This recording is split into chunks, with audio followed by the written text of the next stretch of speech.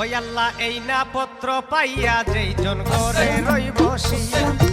এই না পত্র পাইয়া যেইজন ঘরে রই বসিয়া, স্ত্রী পুত্র